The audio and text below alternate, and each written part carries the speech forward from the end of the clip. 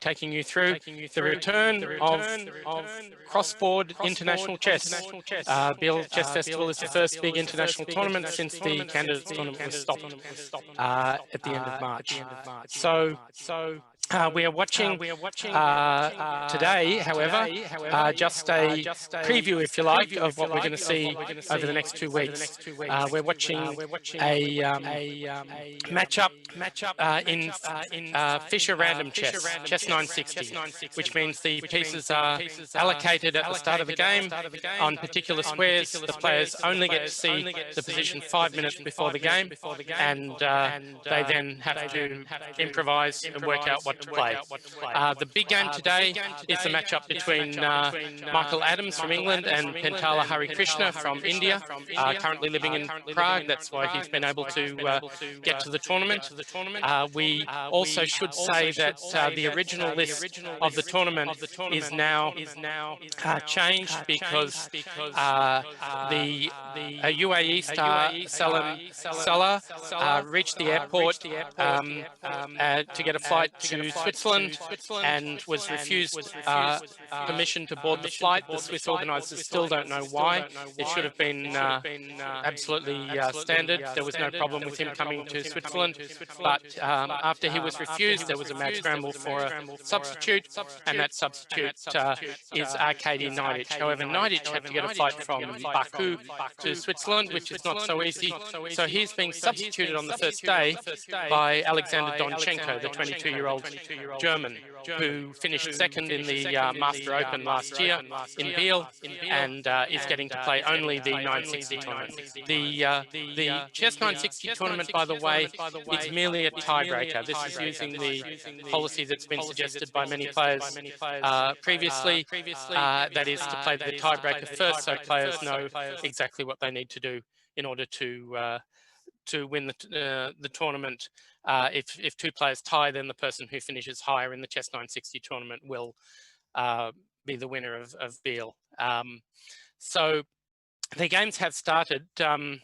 I should note that the starting position the players have been given today is a rather curious one, where the white bishop and white queen have sort of reversed squares. Of course, there are other strange things about the position, but this position's actually been played almost 200 times already in 2020, which gives you an idea of how popular CHESS960 is nowadays. And that's 200 times just on one server, just on Lichess. So it's quite remarkable how many people want to play. I think Lichess is broadcasting around about the 200,000 games per month of CHESS960. So this variant, first announced by Fischer in 1996, though similar versions had been considered where players could shuffle their own pieces, but this was a slightly different one where castling was allowed and so on. I should explain the castling rules for these games because the players had some trouble with it at the players' meeting not long ago. Basically, it's you should look at the result of the castling. The king is always between the two rooks, and when it castles, the rook and the king finish on the same squares they would have finished on if it had been a normal game. So, okay, let's have a quick look at the Adams Hare Krishna game, because one thing I should note is that because the chess-based software we're using isn't very good with CHESS960, I won't be able to move the pieces around in this broadcast. So unfortunately, I'm going to have to talk you through analysis. So the first surprise of the game was d4 played by Adams, which e4 opening up for the queen and the bishop is the sort of move you'd expect an e4 player like Adams to play. But ultimately, they're getting closer to a normal position. Now, if Adams, for example, protects the knight with his queen, he's threatening to castle by jumping his rook over the king, for example. The principles of CHESS960 are not that different from normal chess. You don't want pieces stuck in unfortunate squares. Here, this is one of the positions that's closer to a normal position than most CHESS960 games, because it's got rooks in the corner and at least one knight sitting on b1.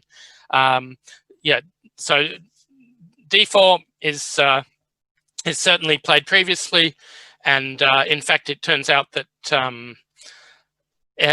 taking on e4 has only been played the once, and knight d6 by Hare Krishna is a novelty. I doubt the players would know that. They weren't warned about the positions beforehand.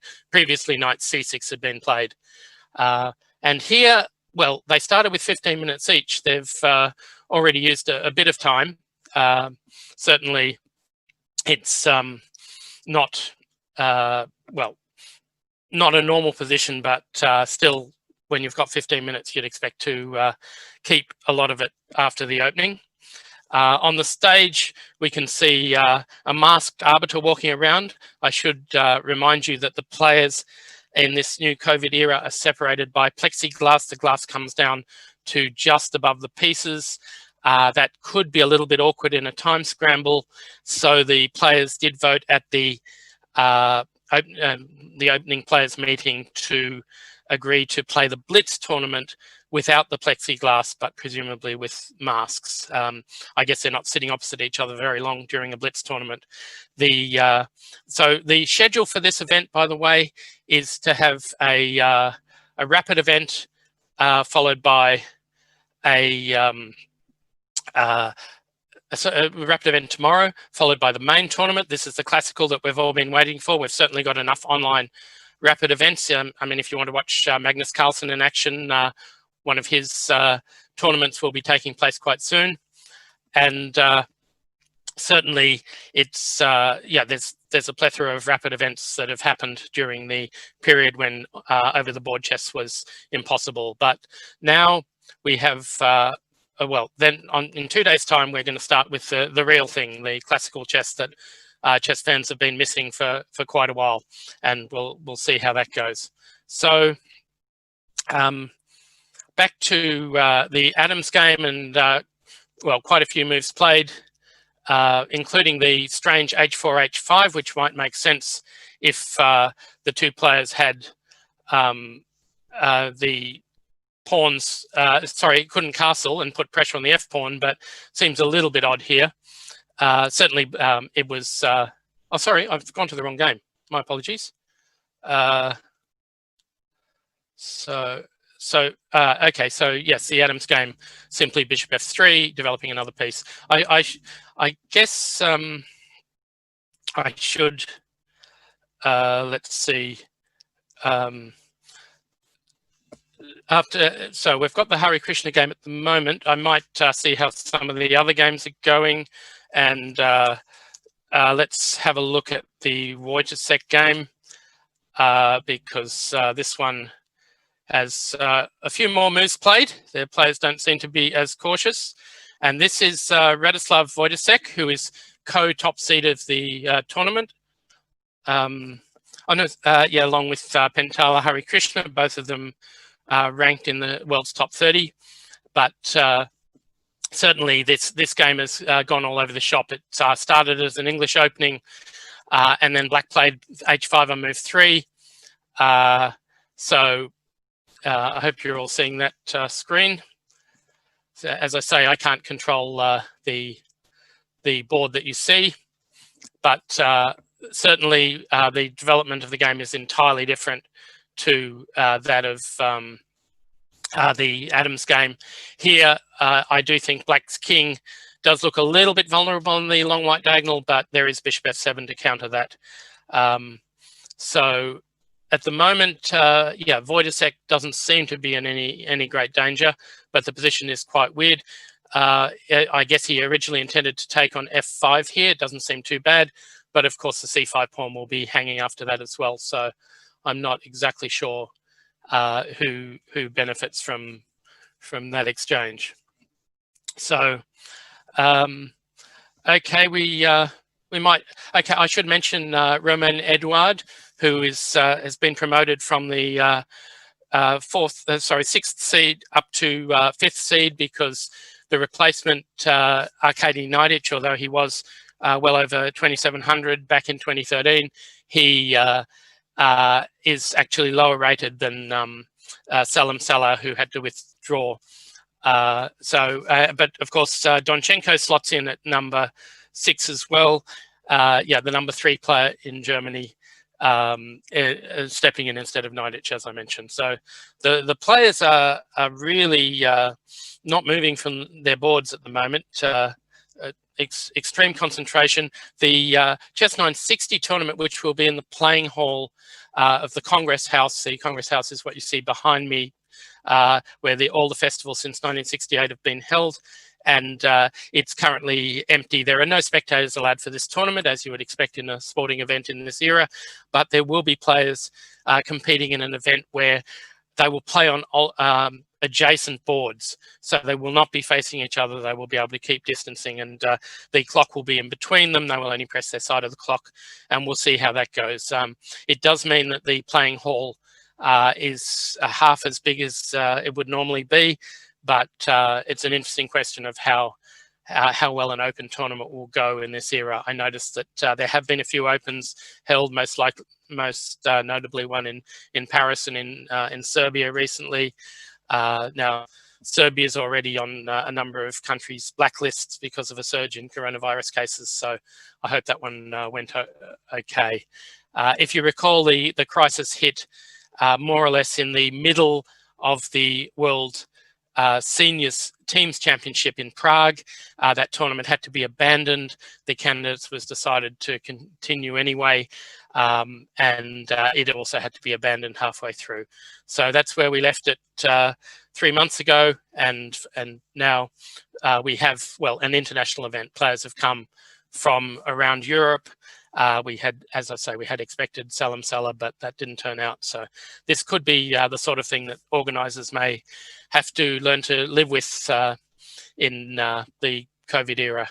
So bishop b3 check played by Edouard. If bishop f7, then I presume he wants to take on f5 with the queen, but it doesn't seem to make a lot of difference compared to other lines. I must admit, Edouard's bishop on e1 looks very dodgy, especially if a black knight turns up on d3. But at the moment, Edouard's planning just to grab some queenside pawns, take on b7 at a time when black's pieces aren't coordinated. But this looks very, very good for Wojciech, because remember the h4 pawn is hanging as well. So I would tend to think this is working pretty well. Whether knight d3 is already a good move, and if queen takes b7, bishop takes h4, we will see. Okay, there are two games we haven't looked at yet, so I might switch to that. Let's see. Let's change to the game being played by Vincent Kaymer. Now, he's the youngest player in the tournament at 15 years old, and he is taking on David Anton. Anton being just about the best Spaniard, number 36 in the world, and certainly he's done extremely well. He's been a grandmaster for 7 years now, but he really burst onto the scene just after he became a grandmaster at the European Championship in 2014, and he came second while seeded number 99. Now, Kaymer has a similar story actually. 2 years ago in the Grenke Open in Karlsruhe, he also was seeded number 99, and this time he won it with one of the best performance ratings ever scored by a 13-year-old. That's including rating inflation, taking that into account as well. And certainly it looks like Anton has a very decent game against Kaymer. Neither player has castled yet. Remembering, of course, if white moves his knight away from c1 and his bishop from e1, he could even castle queenside, but I'm sure he'd rather just jump the rook over to f1 unless he's planning to advance his h-pawn, like Wojciech did. So white's got a little bit of space. Black would normally, in this type of position, be trying for c5, but it's probably a bit early. The good thing for black is if black plays c6, then there won't be much in the way of problems with a light squared bishop, because it's already out and swapped off, which is a bit of an achievement for Kaymer here. So a little bit of space for white, but not too much. And the one game we haven't looked at is the game with Noel Studer, the local star, and he is playing against the substitute, Alexander Donchenko, and they already have something vaguely similar to a normal position. Studer, well, is only 23. Well, actually, Donchenko is only 22, so they're both two of the younger players in the tournament, and they do seem to have got something fairly normal, except that white's knight on d5 is definitely a very useful piece. Now, white has both bishop g4 in some positions now that the rook's on c8, but also just queen e2 and castles followed by f4, which could be worth playing. Or you could call it a Spanish and play c3 and d4 if you wanted. Black's queen is a real hassle. It may have to come out via g7 or h6. We're playing g6, but yeah, there's a few little problems here.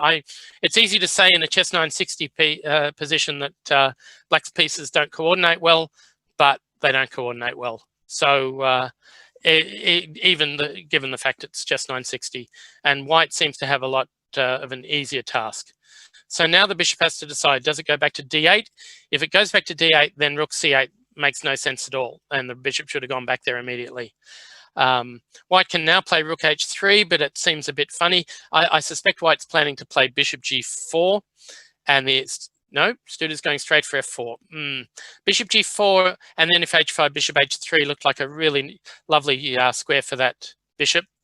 But f4 does give away the e5 square. The good news for white is that the black knight eventually can be knocked away from e5 with a d4 move. But there's the same sort of problem when black takes on f4 that we saw in the Wojciech game, and that is that at some point black can put a knight on g6, and maybe the pawn on h4 can be a little bit weak. But of course, white may well just put that pawn on h5, and then it's getting harder and harder for the black queen to get out. Might involve playing knight e7, which looks really awkward, but that may be necessary. So Certainly, Studer, although seeded 7th, well below Donchenko, is certainly playing well, and 97 was played. So this one, the problem for white in a way is the knight on b3, which is not really going anywhere. So if black can squirm out, then white may not have much, but certainly it feels temporarily as if this is not going so well. We could even retreat that knight from d5, and I guess Studer's thinking about that. If the clocks I've got are correct, then Studer's down to his last 4 minutes. So let's go to the big game, though, which had started so slowly between Adams and Hari Krishna. So they're both down to just over 5 minutes, I believe. And well, it looks totally solid for Hari Krishna. Noting that in all forms of the game, rapid, blitz, and classical, Adams has never yet beaten Hari Krishna. Even with the white pieces, Hari Krishna has a small plus score. So not that CHESS960 is similar to anything else, but this game does seem to be drifting somewhat towards a draw, with the queen's likely to come off. Maybe black can even claim that his knight is on f5 will be a slightly better piece than white's, and maybe it's a slightly better bishop, but that really feels fairly equal. Now, I don't think black can even be scared of playing a5, but if you want to go a6, that's fine. a4 or a5 doesn't do too much. Maybe one day rook a4, rook b4, but it's very hard to believe. So I'd say this is the a5 played, both down just under 5 minutes. So really, it's not anything much. Maybe time trouble will make a difference. Remembering they're playing 15 minutes with a 5-second increment, which is not that much, though. For people who've been playing online, they probably think it's absolute luxury. But in over-the-board chess, of course, you have to move the piece and press the clock physically. So, and there's no pre-moving, so it's not quite so simple. So Michael Adams, of course, is the veteran of the tournament, 48 years old, 7 times British champion, played many Olympiads for England, and still over 2,700 on the classical list. So really impressive. He did say before the tournament that 2020 was a strange year, but for him, having prolonged his career the way he has, it's more satisfying than most. So let's see. So here, well, let's go to a more exciting game, I guess, because this one really looks very equal, though. It's a nice idea by Adams to take the queens off the board and then play rook b3 at some point. It's hard to believe even that's going to work, because at worst we've got a rook a7 move, not that we really want to do it. I mean, that's after the bishop moves away from b6, or we could do it immediately. And of course, when you swap, we could also take with the knight if we want to. And then if c4, we've got bishop takes d4 check. So let's see how the slightly more exciting game is going, and it certainly is. And this is Romain Edouard from France against Radoslav Wojciech from Poland. And, well, queens are coming off the board. It seems like this was the desire of Edouard, although we can play c4 here just to get a d3 square for the knight on e5, and that actually seems pretty good. Remembering, of course, the h4 pawn is still hanging here, and all white has going for him is a d5 square, perhaps for a queen, perhaps for a knight. Oh, well, so just greed is good, according to Wojciech, and he has just taken the pawn on h4. So I'd say this is not that healthy. If we play knight d5 here for white, there is c4 now, but even then queen b5, a6 might be a problem. Yeah, there could be all sorts of problems here. It's it's certainly not easy. And well, remembering black's a pawn up at the moment, and there are, yeah, if you keep the queens on the board, then black may have queen g6 ideas. So I'd be very nervous, and certainly white's clock is not terribly healthy either. They're all running into time trouble. This is probably still the most random position that any of the players have. The rest have steered their game towards something a bit more usual. Now, it is possible here, and I wonder if white is even thinking about it, to castle kingside. You just throw your rook over the king and put it on f1, and that is an actual physical move. But whether it really helps the king very much, it's because the f-pawn is protected now by the knight as well. And black can play g6 as well. So it seems like a very safe extra pawn for Wojciech, and I'd have to say he's looking good. And he's also looking around a little bit, so he seems fairly confident at the moment. So let's see, very little time for Eduard. We might stay with this to see what he does in time trouble. The best I can see is some pretty horrible endgame, especially with the knight on e5 finishing up on d3. It may be that white should just lash out with d4, as he did.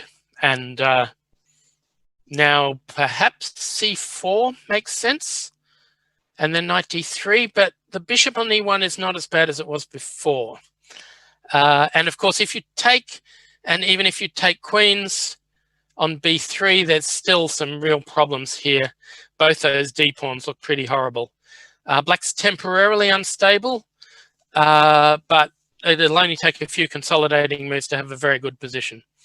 So black decided to take rather quickly, and now knight c4. So he just wants a d6 pawn. Of course, you can save it with d7, and in practice, that's probably the right way to go, because even if you don't lose it immediately, it might cause some problems. But of course, when you play d7, we do have bishop f6, threatening the d4 pawn, and then rook d8 looks pretty good. So there are big problems here for white. d7 played, presumably bishop f6. Remember, you can't take that pawn because your knight will be taken with check. The clocks next to the DGT board are a little bit unreliable. They seem to jump around a lot. But certainly black's extra pawn, if he can get d7, that'll be 2 extra pawns. That'll be game over. I wonder if black could even consider playing knight e3 here, just to grab on g2, but I really don't want to let d7 live for very long. So I would say bishop f6, and not totally sure I'm taking on d4 with check in every line, because I could discover my knight on h4 is a little bit weak, but I definitely want to go rook d8, and that will cause some problems. So knight e3 played. Yeah, well, if I were Eduard, I wouldn't be too panicky about that g2 pawn, but I need to somehow activate pretty quickly. Now, maybe that means knight b5. At the moment, there's still no the d7 pawn staying alive. After knight b5, we may be able to swap a knight c2, but I don't see that as a huge asset for black. When stealing the d4 pawn might just allow the d7 pawn to be defended a bit more. Certainly, the extra time that Wojciech has on the clock is going to be useful.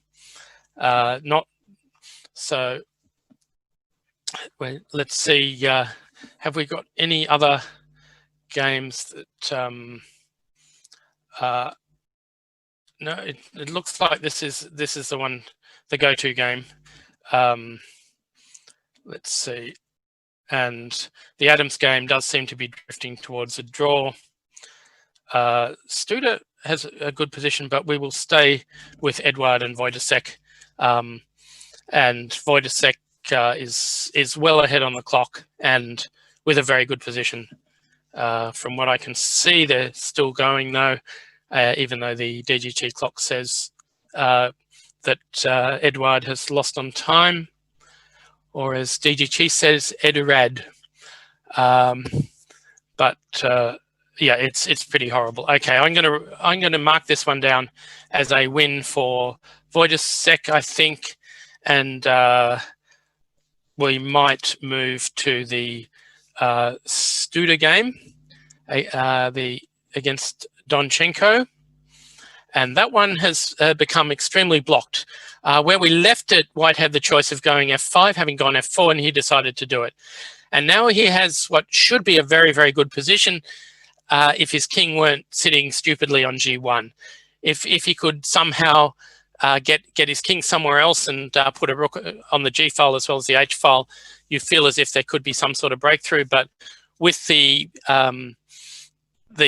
queen and king on the g file, it's quite possible black will have a g6 move and then rook g7 later. And even though there's a lot of weaknesses, then the taking back on g6 with either the bishop or the knight could be quite nasty. As previously mentioned, the knight on b3 has really turned into a bit of a liability, and maybe you can rescue it with bishop e3 and knight d2, but doesn't really help you in your task of attacking on the king side. So we'll have to see what happens there. Again, the clock times are pretty unreliable, but we do know that Studer has less time on the clock than Donchenko.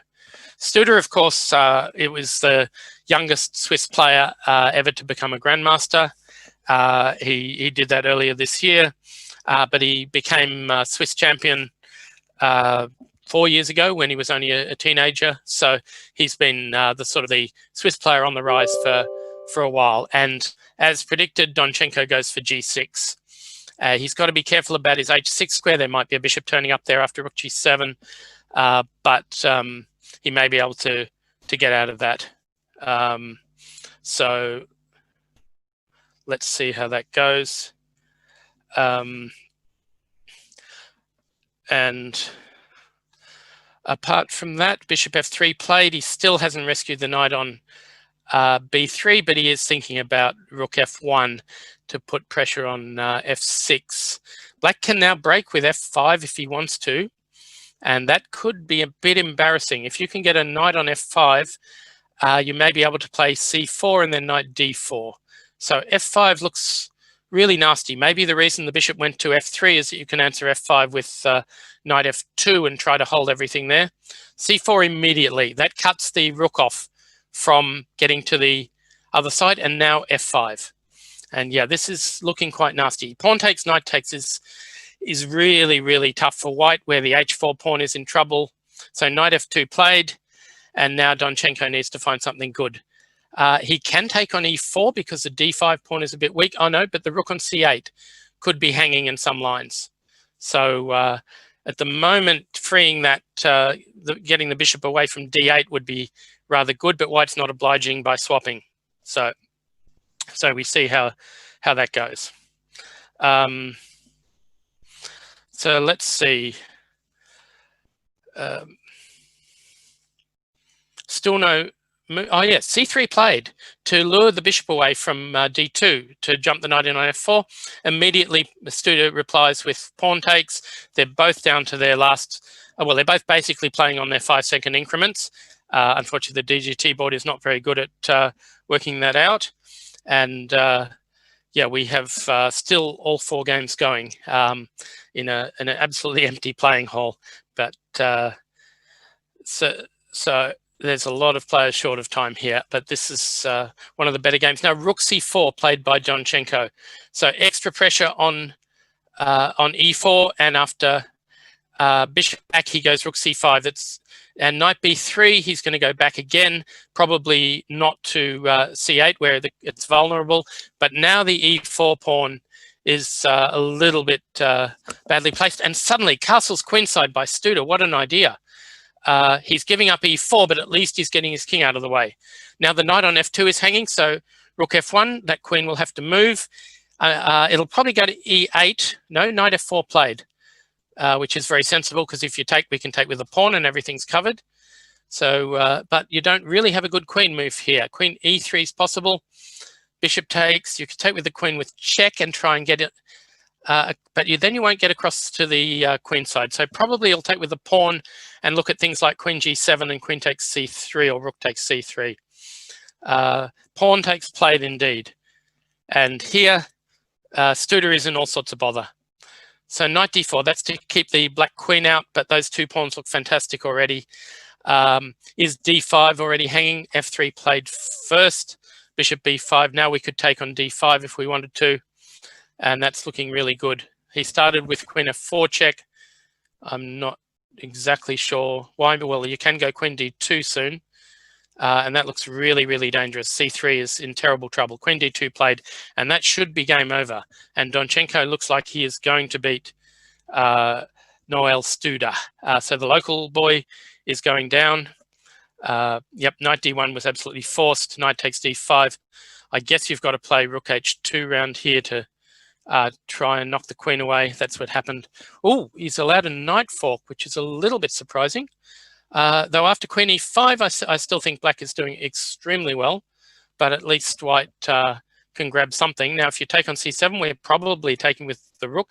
No, he took on d8. Well, no threat, so we take on c3, and at least Studer's got an extra piece, but it's hard to imagine he can hang on to it. Well, knight takes b5, if you want to start with that, is pretty good, with queen checks as well coming up.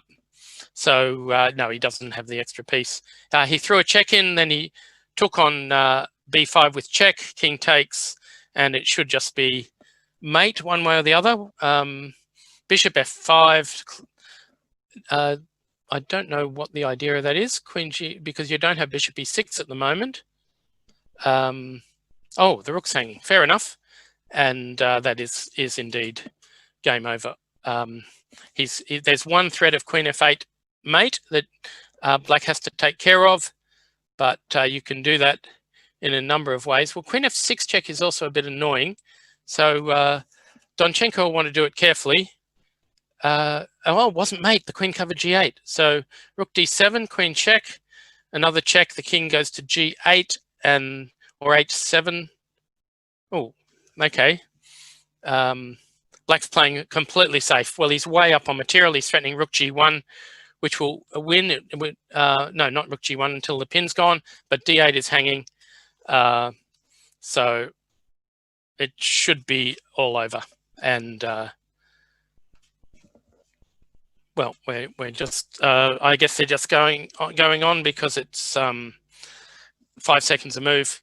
But okay, let's go back to Adams, because this one is absolutely winning for black, just absolutely. So Adams against Hari Krishna, and well, Hari Krishna is a pawn down. Could he be facing his first defeat against? No, probably not though, because knight b6. He didn't play bishop b6, which would win that c5 pawn, and now he's not getting. Hari Krishna is not getting the c5 pawn. So white is definitely simply a pawn up. Now, king b3 looked a bit more natural, but that knight is headed to c4. And that is already pretty nasty.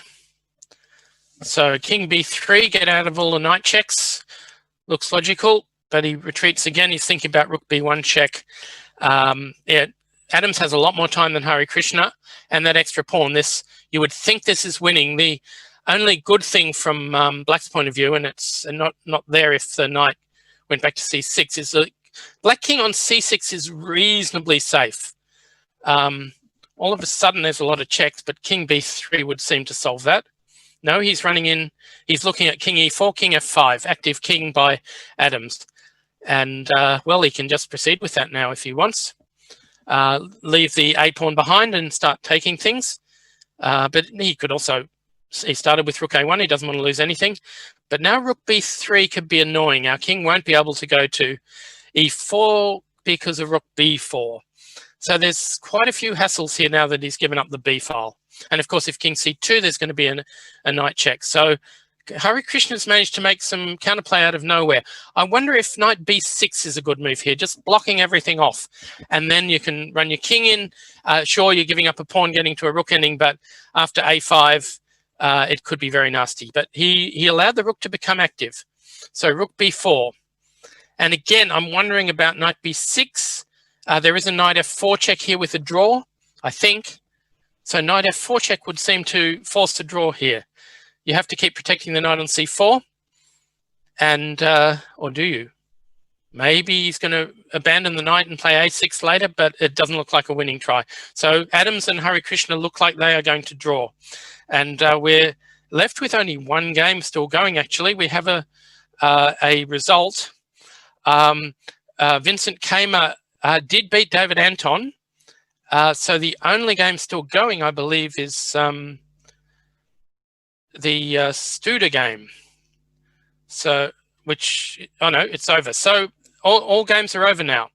Noel Studer went down to Alexander Donchenko. There was a draw between Pentala Hari Krishna, our top seed, and Michael Adams, the tournament veteran.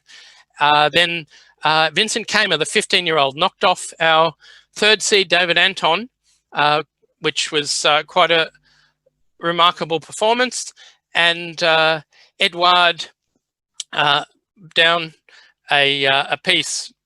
Eventually, sorry, Edouard, not down a piece. My apologies. Oh, I think they put the result in wrongly for here, because from what I can see,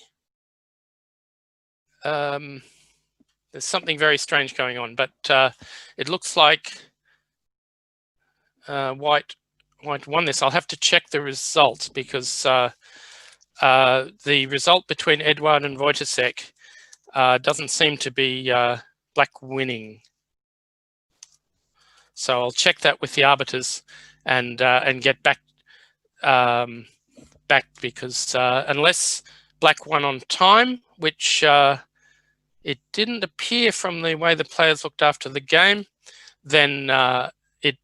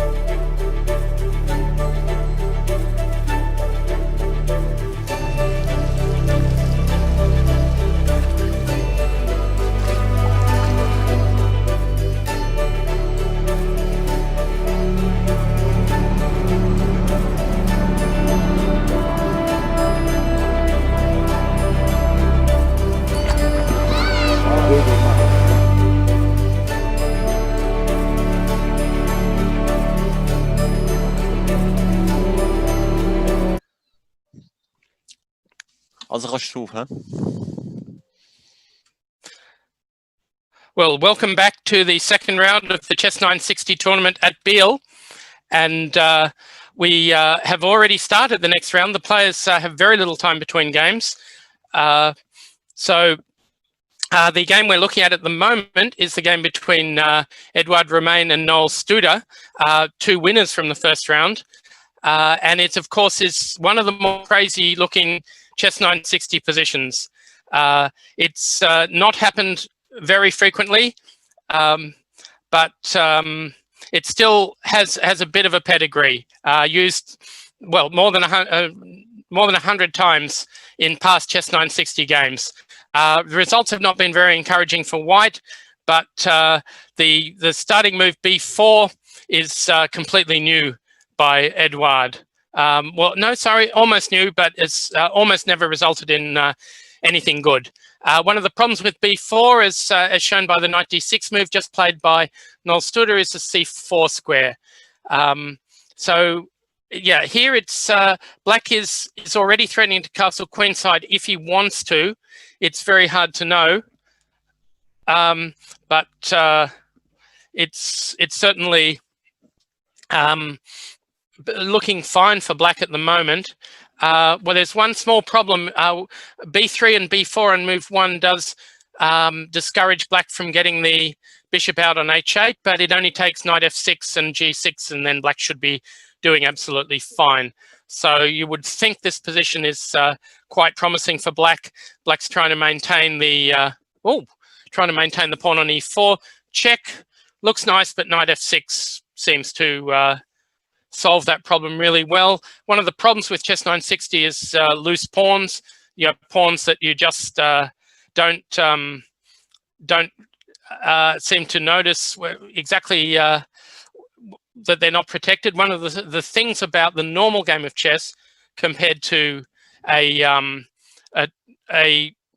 traditional one is that in a normal game of chess, the starting position has every pawn protected. It's one reason, I guess, that you can't just wipe out your opponent that easily in a normal game of chess. Here, there are loose pawns. In this case, the A pawns started out unprotected, A and H pawns. So there was every chance that some accident could happen. But right now, that queen h4 check, it doesn't look like there's going to be a lot of pressure against the knight on f6 because the bishop on h8 is sort of a bonus defender. And black's knights are very good. I would say Edouard has already got himself into a little bit of trouble here. And I think black is soon going to castle queenside to get out of the pin on the knight on f6. It'll only take a castles queenside, a b6 move, and I would be starting to really like the position for black. So let's next go to the Adams game. Adams only drew his first round against Hari Krishna, but this time he is up against Vincent Kaymer, the other winner from the first round. And here it was a b3 opening as expected, but followed with e4, e5. So this is certainly a bit more promising for white than the version we just saw with Edouard. Now, in a normal game, you'd be thinking about breaking up those kingside pawns of Adams's with h4. Here, it doesn't seem so attractive. But it looks to me like both kings are going to finish up going queenside in this game. Black's b6 has really annoyed white with that bishop on h1, although, of course, you can play g3 if you want to, but that's not really the bishop you necessarily want to get rid of. So I think, yeah, maintaining that pawn on e5, cutting the knights out from d6 and f6 is certainly a decent idea. So I think this is going quite okay for the young man. Vincent Kaymer up against the youngest against the oldest in this event. And, well, having decided that he doesn't want to put the knight on d6, he now also, Adams is getting ready to castle kingside. And as I mentioned before, the players did seem to be a little bit confused about the castling rule, especially if one of the pieces was already on the square it was going to land on. So, for example, in this position, if the pieces are cleared out from E8 and G8 and H8, then black can castle kingside just by jumping the king over, and the rook on F8 would not move. But here, after castles queenside, just briefly, that bishop on A1 is not protected, but I doubt that D6 is going to do much good. And you can well imagine that king B1 will happen reasonably soon. So, okay, well, let's change board again, and perhaps we go to the Wojciech game. Now, he's up against David Anton, two of the top 3 seeds in the tournament. And here, instead of having a pawn on E5, Wojciech has decided to get a pawn on D5. We still haven't got a report from the arbiter about what happened in Wojciech's first game. It was certainly an extraordinary result given the way the game had gone. Now, I'd say the pawn on D5 is simply not as good as the pawn on E5 because black's knights are both coming in and can both have a go at the E4 pawn. You don't really want to swap on F5. That would be like swapping in a King's Indian. So I think white is probably just going to play knight D3. And, well, but even that, you could have problems on E4 in a lot of positions. Knight D3 and castles queenside seems very logical. You could also try knight E2, knight C3 for extra protection of E4. And that also makes sense. So just repeating what I mentioned also in the first round, I'm unable to move the pieces in these positions. So the software doesn't allow me to move the board around, unfortunately, and therefore everything has to be done in what you would call descriptive notation. And also a reminder, this is the just the tiebreaker for the Biel tournament. The Biel tournament begins tomorrow with a 7-round rapid tournament. But then the real stuff begins on the 20th, and that will be an international classical tournament with players from 8 different countries. No, 7 now that we've had a replacement with... oh no, probably not. No, Neidich is not German. Sorry.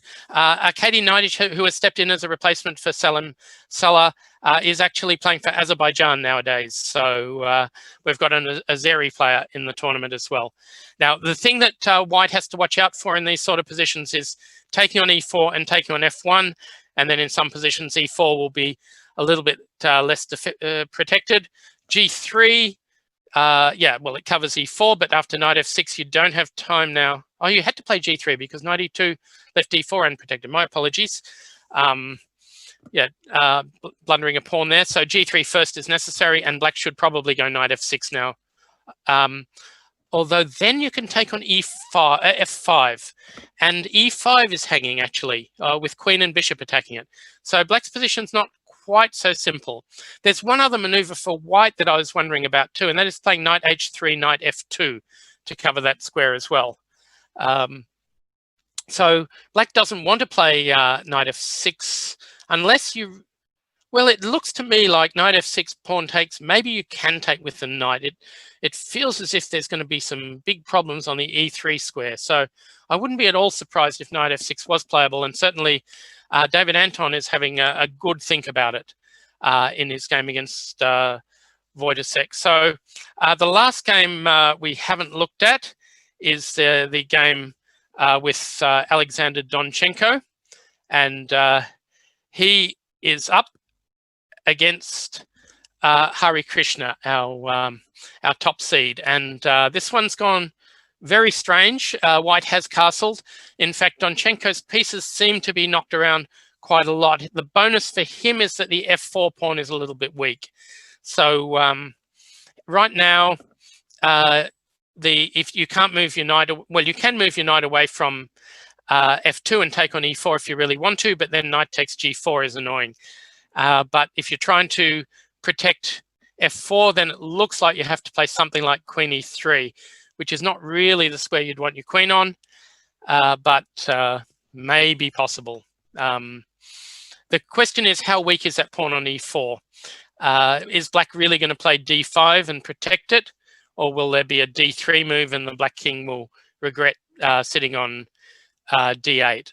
So, well, it can always castle queenside. That king can get out of the d8 square very quickly. So the black king moves to c8 and the rook jumps over it. Is CHESS960 castling. So they've both burned quite a lot of time here over not many moves, but CHESS960 can go wrong so quickly that we've seen top players lose in 10 moves or even fewer.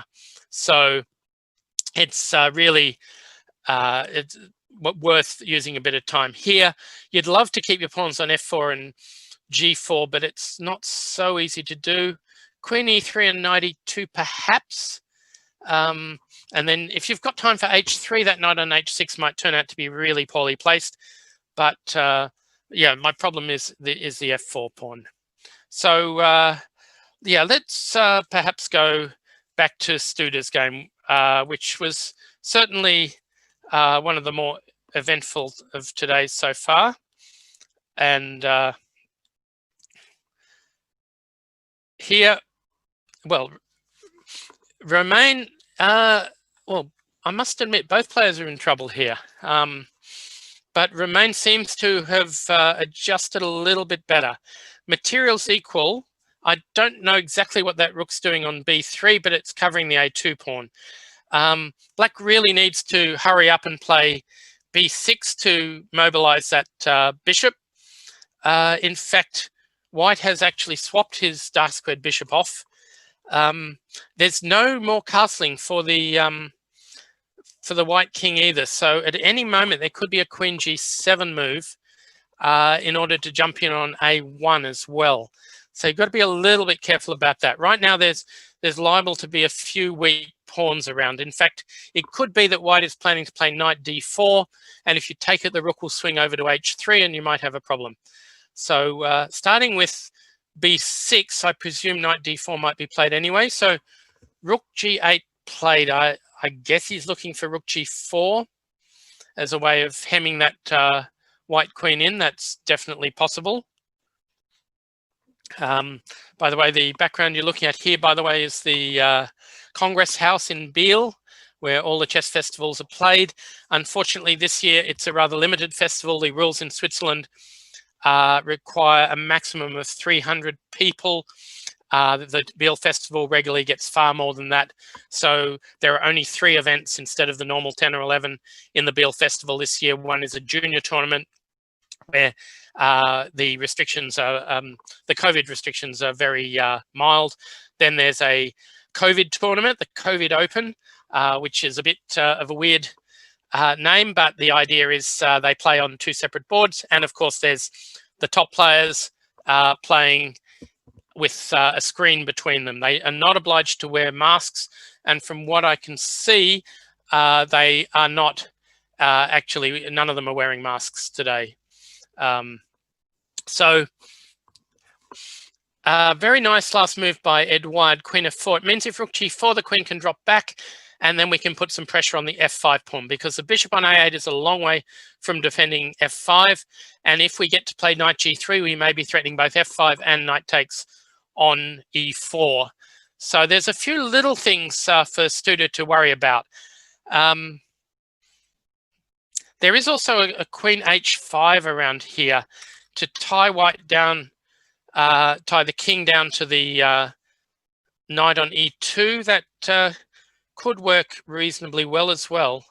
Right now, each side has one very bad bishop, and maybe the pawns, the black pawns are just a little bit weaker than the white pawns.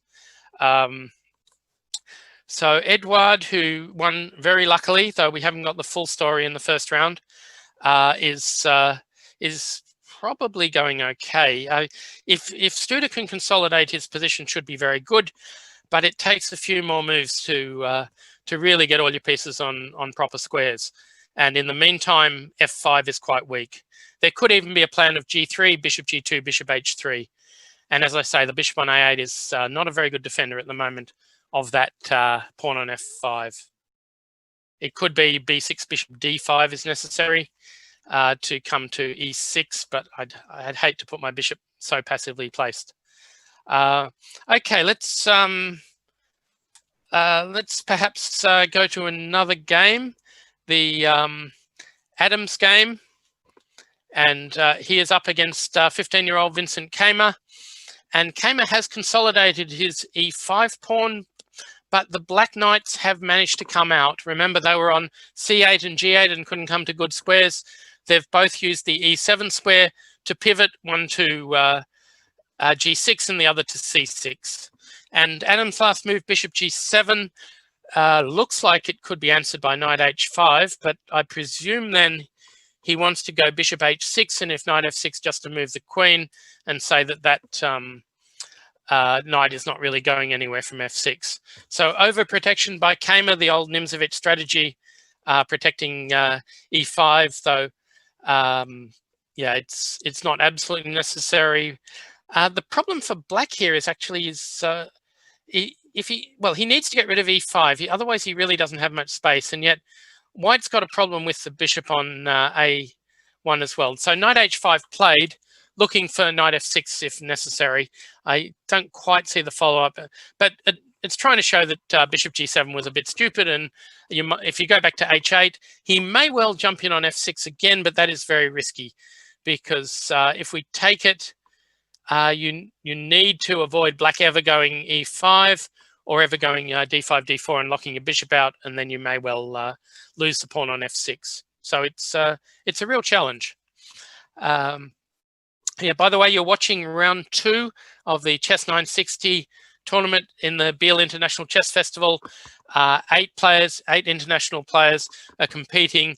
If you're wondering why Donchenko is playing instead of the advertised Salah, the UAE player was forced to pull out, well, forced by the airline that wouldn't let him on his plane in Dubai, and as a result, he was turned away, and a substitute had to be found. That substitute is actually Arkady Neidich, but he could not get to Biel in time for this round, so a substitute from Germany was called up in Alexander Donchenko, the number 3 German player behind Nispianu and Bluebaum. So Kamer has got e5 protected well. His queen is now on f3, so the rook is doing the job on the e5 pawn, which is fair enough. I just am struggling to find a plan here for white. I'd love to play d4, but I can't afford to move my knight away from d3 without losing a pawn. So I just don't see what Kamer is doing. If I were Adams, I guess I'd be looking at bishop h6, but it's not really necessary. Maybe this position is roughly equal. They've both got about 4 pawns left, and I can't see a constructive plan for white. I can imagine that d6 might be played under good circumstances, but even that just opens up for the bishop on a1. So Adams will be reluctant to do that. The knight on h5 is actually useful for stopping black playing h5, h4, which might be useful in this pawn structure. Okay, we now have news from the arbiter that the logical result did happen in the first round. And although the broadcast said that Wojciech lost, in fact, he won the game, and he had been winning all along. He was a piece up in the final position. They both had about 10 seconds left. And because Wojciech was able to hang on to his last pawn, Eduard resigned. So Eduard is, in fact, on 0 points. It was only an error putting in the game. The 2 players or the arbiter, but probably the 2 players actually put the pieces on the wrong square. No, the arbiter, of course, is a COVID-safe arbiter with gloves and a mask. He can touch the pieces after the games. The pieces are all cleaned. So is the board, and the players resume from there. So Mickey Adams has just played rook g8. It means he wants his bishop on f8, although that seems to just encourage knight f6. I don't think Kamer is going to move the knight away from h5. But what does seem to be happening is Kamer is looking for something constructive to do. He finished up playing a4. It's just not one of those positions. So a4 does nothing much. And I would expect an immediate a5 from Adams, given that the b5 square isn't that weak, but the b4 one could be later. Black's knight is better placed to exploit that. So a5 played fairly quickly by Michael Adams, and yeah, he is ahead by about a minute on the clock. Let's go to a first round winner that we didn't expect, well, didn't know had won his first round. We certainly expected it from the position he got, and that is Wojciech's game, Radoslav Wojciech, up against David Anton, two heavyweights of the tournament. Anton is in the top 40, rated over 2,700. Wojciech is in the top 30. If you're wondering why there are no really top players in this tournament, the organisers did try for some of the players who'd won in the past, like Magnus Carlsen, who's played in Biel many, many times, and Maxime Vachier-Lagrave, who's won an astonishing 5 Biel tournaments. But, well, Magnus Carlsen is organising his own Legends tournament, which will be starting in a couple of days, and he's tied up with that. And Maxime Vachier-Lagrave wasn't invited for the Legends tournament, but is likely to be playing in the online Rapid Olympiad that's being organised by FIDE.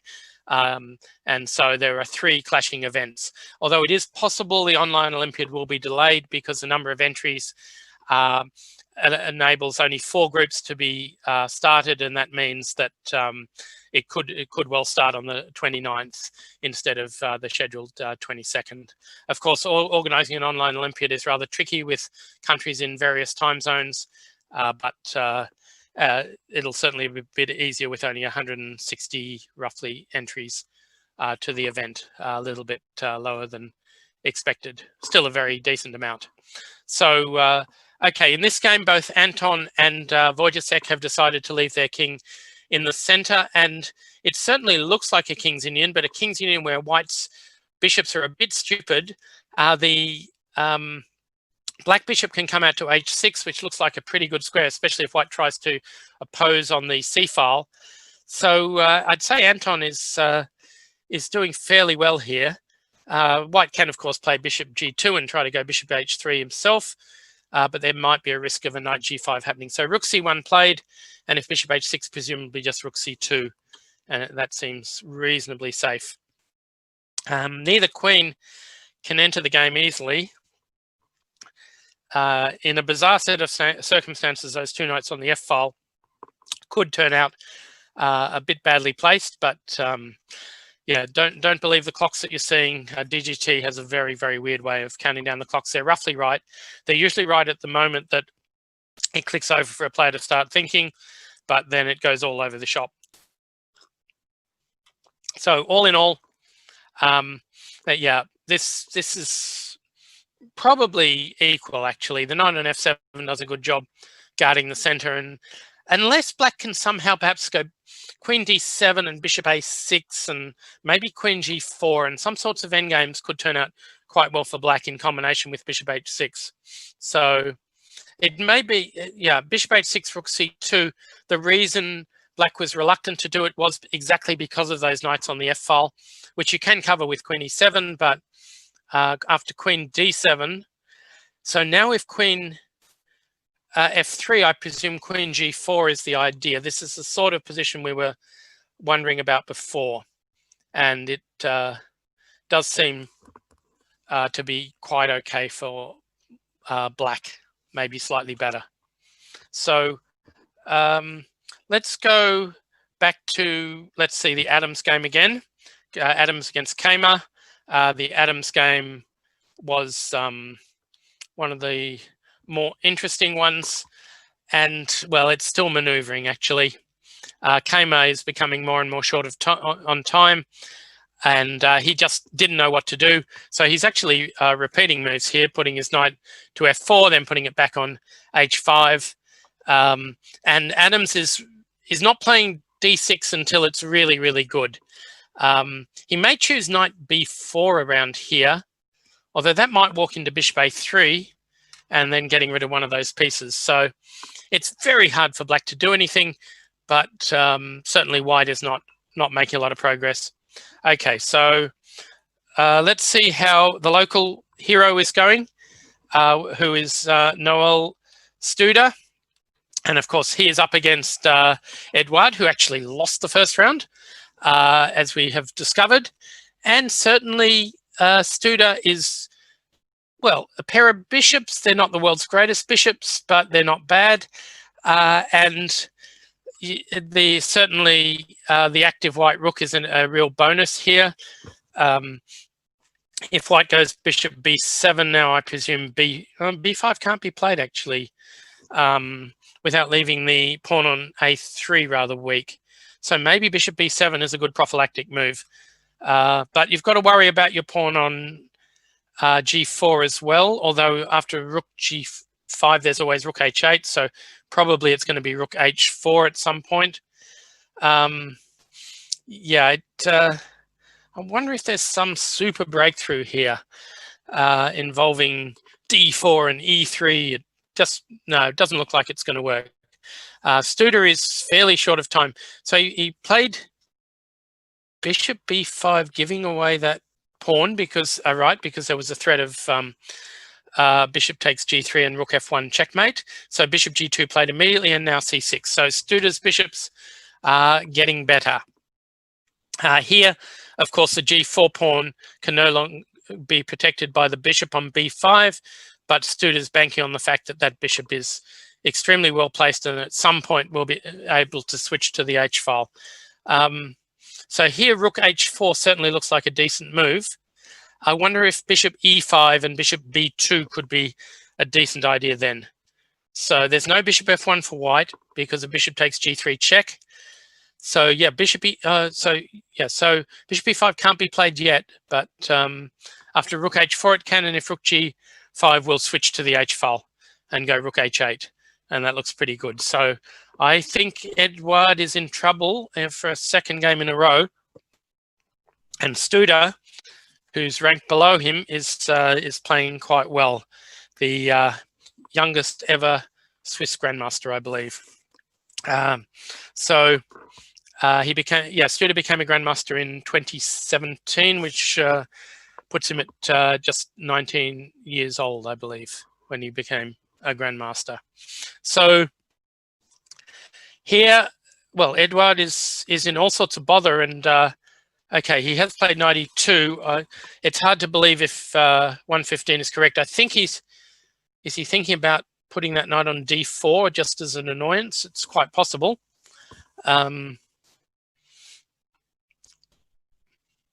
Taking that would certainly not be anything at all, taking that knight. Opposite bishops, no problems at all.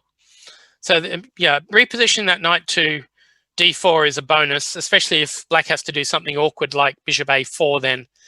And of course, if you go king up to protect the c6 pawn, there's a rook h7 check at any moment. So that is a useful maneuver, and there's something to be said for Studer taking that, playing g3 and making a draw. He decided to put his bishop on c4. So that means after knight to d4, I believe he's trying to play c5 and knock the knight away. Now, of course, that after takes, there's a knight c6 check, which could be annoying.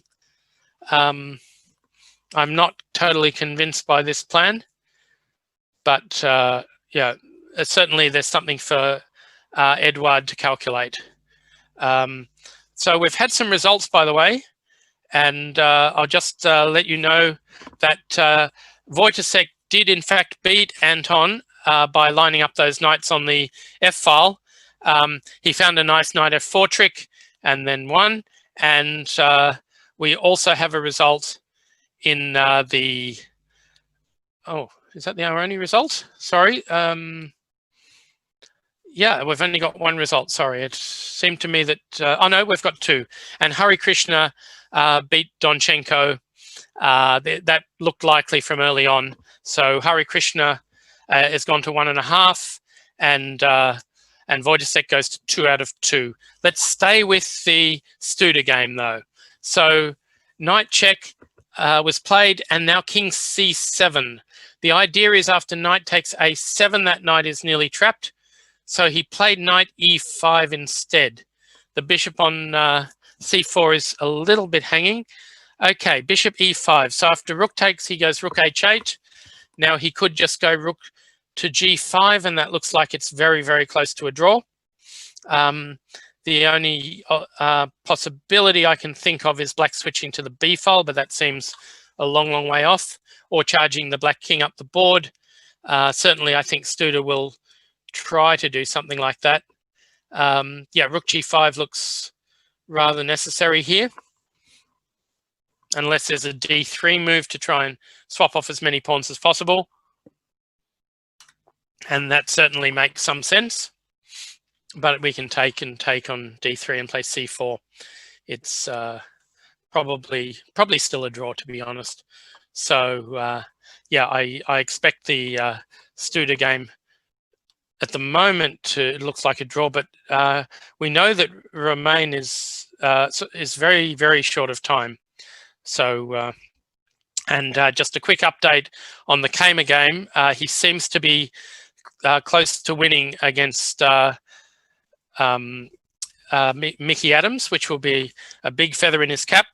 Having already beaten Anton, that will be the another top seed out of the way.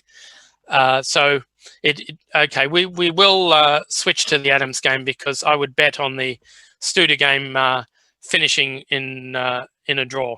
So the Adams game, Adams's king is sort of desperately running around trying to survive.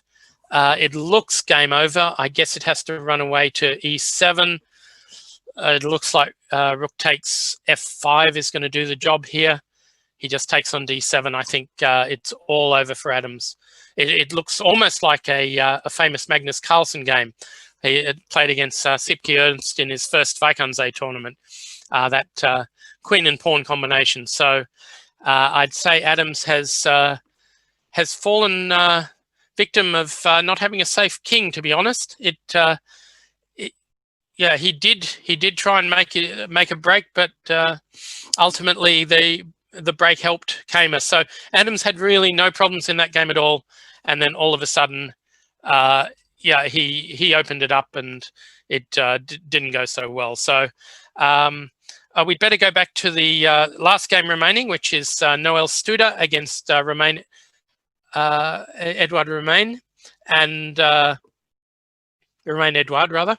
And here, somehow, Edouard has won a pawn, and they're both playing on their 5-second increment. In a normal game, you would dismiss this as almost certainly a draw, but there's a few problems with that black king. It can be forced back, and then the A pawn could be quite weak. So we could start with king d3 here, perhaps. And I guess rook g4 will be played now.